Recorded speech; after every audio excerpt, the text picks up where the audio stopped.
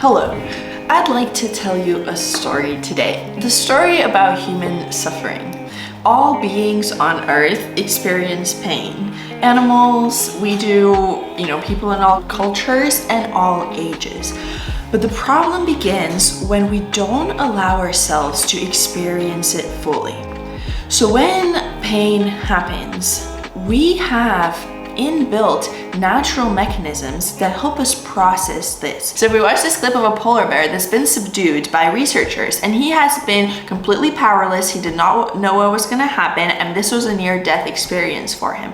And when the researchers leave, the polar bear starts shaking, and that is his way of releasing the stress, trauma, and additional adrenaline.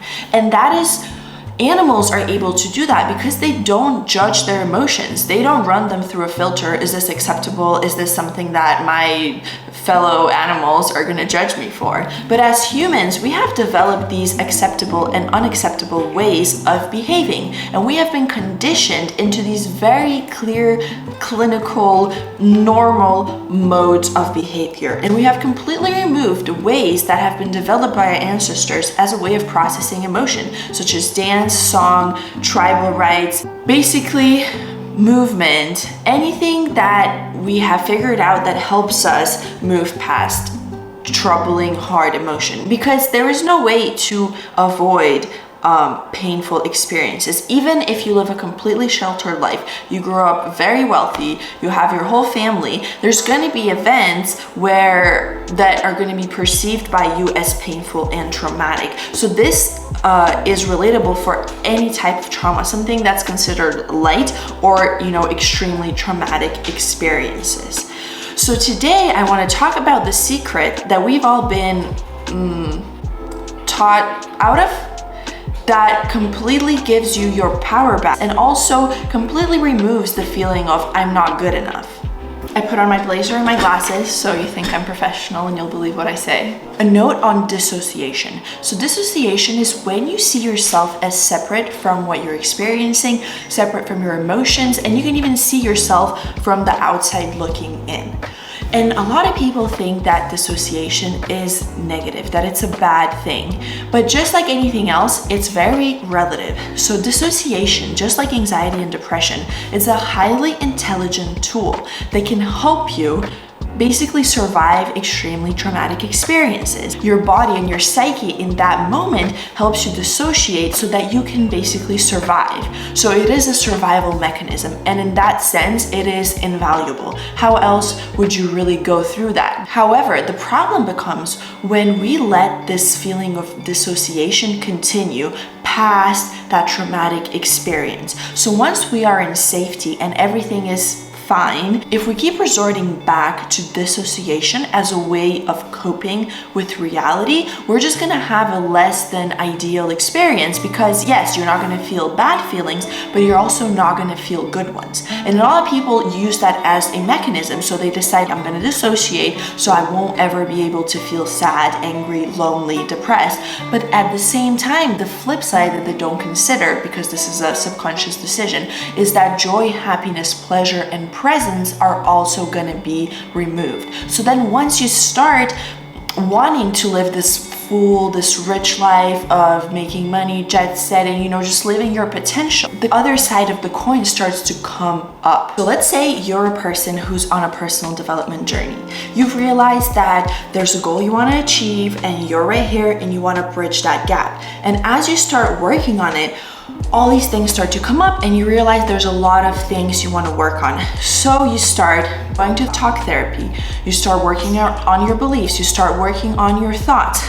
But the problem with that is even though these things are extremely beneficial, they're only going to get you this far. And you're going to feel like you've done all this work, you believe all the right things, but your dream life and your dream state is still so far away. The change is in the body, not in the mind. So you might master your brain and your thought and your mindset, but your body is left behind in that state of disarray because it hasn't been given a space and time to heal. This is where you have the opportunity to turn things around. So this is where people get stuck. They say, oh, I want to feel more joy, I want to be more present, I want to make more money.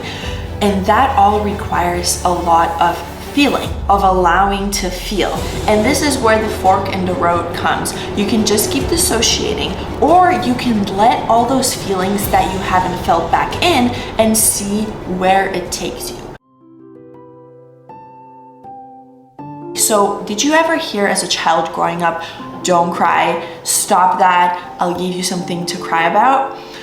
Well, because a lot of our parents aren't comfortable with their emotion because their parents weren't comfortable with it, we have been taught to ignore and suppress our bad feelings. So instead of like an animal, when something traumatic happens and in the moment, let yourself, because your body doesn't need to be instructed on how to do it if you just let it happen in the moment. It knows to cry, it knows to throw a tantrum, it knows to be angry. But because we have classified those emotions as bad, we stop ourselves. So in order to let the cycle run its course, we're gonna have to come back to it later on when you become conscious of that. So, because we have been trained to stop those emotions, we feel like if we let ourselves go there and we let ourselves cry or feel angry or feel anxious, we feel like we're never gonna come back down. And so we're always stuck in this period of activation, of feeling like there's some kind of danger, there's some kind of sadness, there's some kind of anger that is there, but it's never ever resolved because we never go there. So the secret to being happy and feeling like you're good enough and feeling like the world is your oyster is to find a practitioner, or just because this is really difficult to do by yourself. If you've never gone there, I don't see how you could go there yourself, but to find a group or to find a workshop where all feelings are welcome. So for example, I was watching this video and the practitioner was talking, he's an acupuncturist, and he was talking about how he had a client who started out very shy and very reserved, and then through acupuncture, he started releasing emotion and all this sadness and grief came up, and he kept coming back to have this safe space to release that emotion. And after 3 months of working together, he was a completely different person. Because when you have that ball of pain, and we all have it to some extent, or let's say most of us, then this ball of pain is preventing you from really feeling, really engaging with your life and connecting with others. So it's basically like a buffer between you and reality. So the first step is finding a safe space to release your feelings. So some of my favorite modalities are, one, dance, and even ecstatic dance, which is basically a form of releasing emotion and healing. The way to do it is you play music and you dance, and you let your body move in any way it wants to. And of course, there's different levels to these. So if you could find like a local drum circle or a practitioner who has a certain cycle in mind and has music that enhances the healing. But for now, I would just, if you want to get started, just find a playlist of songs that you love and just dance like a crazy person. 2 is exercise. Let's say yoga, stretching, any form of exercise really helps you get in touch with your body, but not only active exercise like running and weightlifting. You also need things like yin yoga, which is a form of regulating your nervous system, of getting into the state where you're relaxed and you are able to let go. And my third favorite modality is breathwork. Breathwork is the process of consciously controlling your breath to reach altered states of consciousness or access deep layers of your physiology. Breathwork is a tradition that dates back thousands of years, so I always recommend starting with Wim Hof's breathing video, and then you can always find a path that works for you. Disclaimer. You or your body, let's say your mind, will do anything, and that is anything, to avoid feeling those feelings.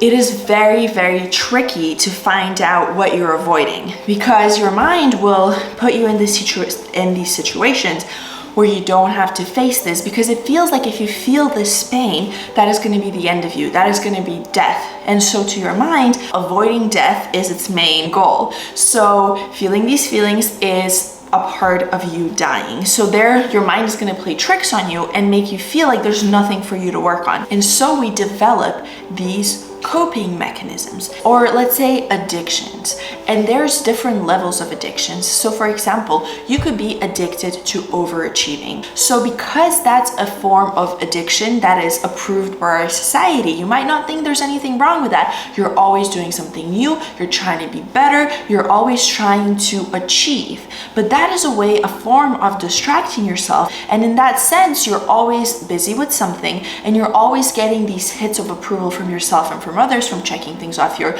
to-do list and from achieving things. But that is a way of, again, separating yourself from this ball of pain while not realizing that it's never going to be enough. Because the only way to feel good and to feel at peace is to give attention to this ball of pain. Another way of dissociating, or let's say of another allowed form of addiction, is being hyper-focused on money. So this is another version of just hyperachievement, but a lot of people have this idea that, oh, once I make this X amount of money, then, I'll be separate from this pain that I feel. And of course, money is great, having money is amazing, it gives you so many opportunities and you just need it to live. But at some point, it becomes this ladder to climb and a way of escaping what you came from. And finally, there's, destructive, or let's say more destructive forms of addiction and of way of escaping and coping with this pain, which is alcoholism, drugs, consuming media, and just ways of dissociating. So all in all, this is a much bigger issue than we might think. And so you can save and heal the world by feeling your feelings. So thanks for hanging out today. I definitely think this is a multi-part series. So this is just an intro into an alternative way of dealing with depression, anxiety, and feelings of unworthiness and feeling like you're not good enough. So please let me know in the comments if you learned something, what you took away, and what you want to see in the next part.